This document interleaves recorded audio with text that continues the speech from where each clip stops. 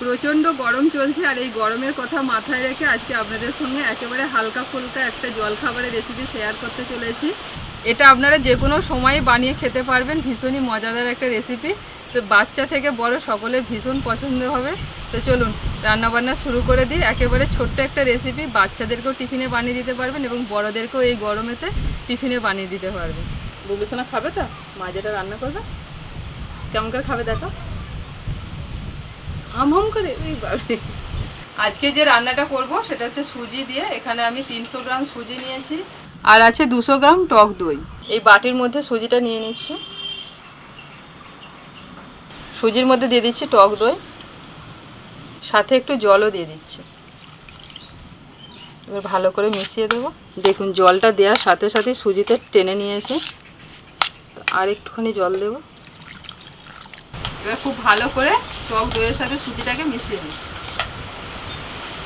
আজকে প্রচুর হাওয়া দিচ্ছে কি না, ওই জন্য রোদও বেরিয়েছে, কিন্তু গায়ে হাওয়া লাগছে বলে বোঝা যাচ্ছে না যে রোদটা বেরিয়ে হাওয়া থাকে। এর আগে কয়েকদিন যা গরম গেছে, হাওয়াটা দেয়নি বলে গরমটা প্রচন্ড হচ্ছে। ঘুমসুনিটা বেশি। কাল থেকে কিন্তু ওয়েদারটা একটু ঠান্ডা আছে তারই মধ্যে। হ্যাঁ, ভালো করে মেশানো হয়ে গেছে। এখন এটা আমি ঢাকা দিয়ে রেখে দিচ্ছি মিনিট 10। দাও ঢাকা দিয়ে দিই। হ্যাঁ ঢাকা দেবো, ঢাকা দিয়ে দিই। বুবলু এখন প্রচুর দুষ্টুমি করছে, একটু বকেছি ওই জন্য শুধু দুষ্টুমি করছে, দুষ্টুমি। যে রান্নাটা হবে ওর সাথে না একটুখানি ধনেপাতার চাটনি হলে দারুণ লাগে খেতে।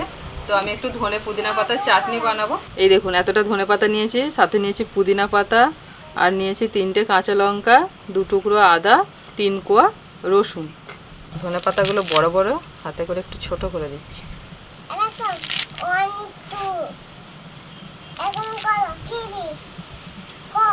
পুদিনা পাতা দিয়ে দিলাম, কাঁচা লঙ্কা, আদা রসুন দিয়ে দিলাম,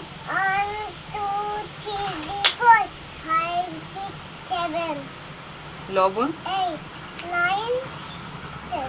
এবার দিয়ে দিচ্ছি অল্প একটুখানি চিনি।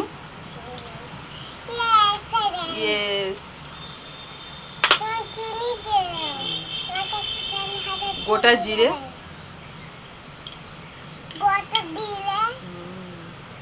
গোটা জিরে। কিছু কিছু জিনিস কিন্তু সিল বাটাতে খুব একটা ভালো হয় না, মিক্সিতে পেস্ট করলে খুব ভালো হয়। তাই এই ধনেপাতা যে চাটনিটা এটা আমি একটু মিক্সিতে পেস্ট করে নেবো সব কিছু একসাথে। আর এর মধ্যে দুটো জিনিস দিতে হবে। এখানে টক দইটা আমি একটুখানি রাখার দরকার ছিল, ওই 1 চামচ মতো, তো সব সুজির মধ্যে ঢেলে ফেলেছি, তাই টক দইটা দিতে পারলাম না। এর মধ্যে পাতিলেবুর রস আর 2 টুকরো বরফ দিয়ে একটু মিক্সিতে ঘুরিয়ে নিলে তৈরি হয়ে যাবে ধনেপাতার চাটনি। তাই চাটনিটা আমি বাড়ি থেকে একটুখানি মিক্সিতে ঘুরিয়ে নিয়ে আসছি। তাই ও আচ্ছা, আমাদের বুবলুসোনা চাটনি খেতে ভালোবাসে, আমি জানতাম না, তা জেনে গেলাম। ঠিক আছে, এই তো করছি। মিনিট 10 মতো আমি ভিজিয়ে রেখে দিয়েছিলাম সুজিটা টক দই দিয়ে, তো অনেকটাই নরম হয়ে গেছে। এটাকেও একটু মিক্সিতে ঘুরিয়ে নেব। ভালো করে পেস্ট করে নিয়ে চলে এসেছি। এই সুজির মিশ্রণটার মধ্যে আমি দিয়ে দিচ্ছি লবণ, গোটা জিরে, চিনি, সাদা তেল 1 চামচ মতো। ভালো করে মিশিয়ে নেব।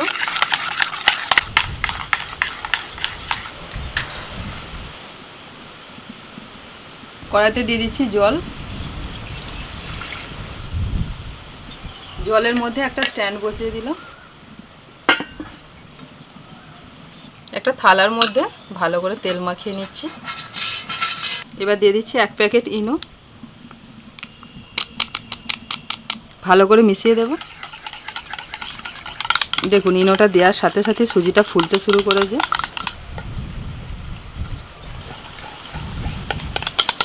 এবার তেল মাখানো থালার মধ্যে মিশ্রণটা ঢেলে দিচ্ছি।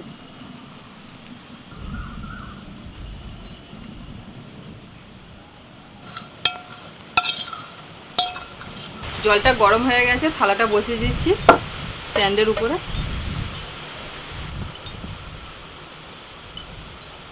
উপর থেকে ঢাকা দিয়ে দিচ্ছি 15 মিনিটের জন্য।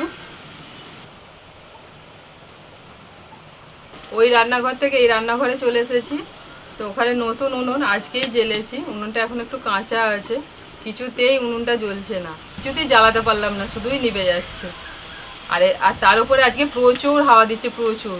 এই উনানটা শুকনো বলে তবু জ্বলছে।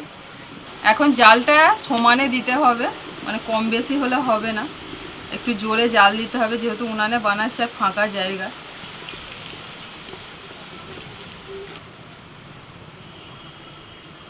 পনেরো মিনিট হয়ে গেছে, এবার একবার খুলে দেখে নেব যে ঠিকঠাক হয়েছে কিনা। দেখুন কত সুন্দর ফুলে উঠেছে। এরকম একটা স্যাটের কাঠি নিয়ে একটু গেঁথে দেখে নিচ্ছি। দেখুন কাঠির গায়ে কিছু লাগেনি, একেবারে পরিষ্কার, তার মানে এটা ঠিকঠাক বেক হয়ে গেছে। এবার নামিয়ে নিচ্ছি। মিনিট 10 আমি এখন রেখে দিচ্ছি যাতে ঠান্ডা হয়ে যায়। ঠান্ডা হওয়ার পর আরও কিছু কাজ আছে, তারপরে সেটা আপনাদের দেখাচ্ছি। ঠান্ডা হয়ে গেছে, এবার এটাকে আমি কেটে নেব।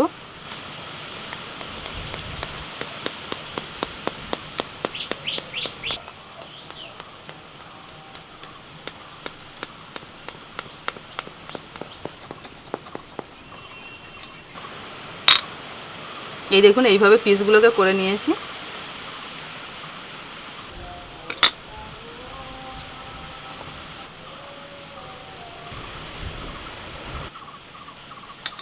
সবগুলো পিস কাটা হয়ে গেছে আর ভীষণই স্পঞ্জি আর নরম হয়েছে।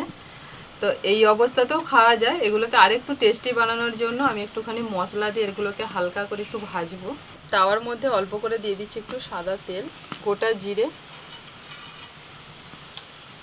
একটু ধনেপাতা কুচি,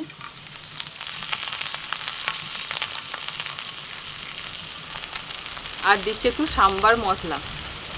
এখানে চাট মশলা ব্যবহার করতে পারেন, এই সাম্বার মশলা যদি না থাকে। মশলাটা একটু হালকা করে ভেজে নিয়ে এবার আমি একটা করে পিস দিয়ে দিচ্ছি।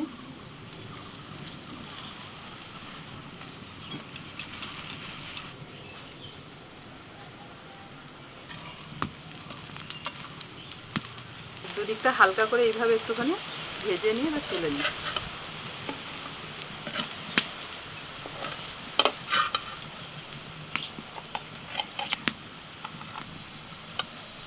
এই দেখুন আমাদের টিফিন আইটেম একদম রেডি। এটা যখন খুশি বানিয়ে খান, আর কত সুন্দর দেখতে হয়েছে দেখুন। তার সাথে ধনেপাতার চাটনি, দারুণ লাগে খেতে। সুন্দর করে আমাদের থাম্বনেলের জন্য একটু সাজিয়ে নিয়েছি, মাঝখানে দিয়েছি ধনেপাতার চাটনি। অসাধারণ একটা কালার এসেছে।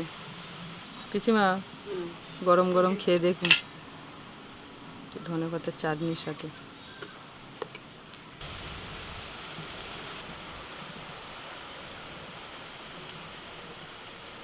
খুব নরম হয়েছে গো কৃষ্ণা, খেতেও ভালো হয়েছে। যাদের দাম নেই তারা তো বেশ ভালোই লাগবে খেতে, অসুবিধা হবে না খাবার। প্রতিদিনের একঘেয়েমি রান্নাবান্না থেকে একটু আলাদা রকম কিছু বানিয়ে খান।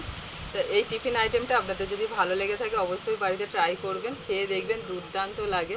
পিসিমার তো দারুণ লেগেছে। সকলে ভালো থাকবেন, সুস্থ থাকবেন। এইরকম নতুন নতুন রান্নার রেসিপি আবারও আপনাদের সঙ্গে দেখা হচ্ছে। আজকের মতো সকলকে টাটা, নমস্কার।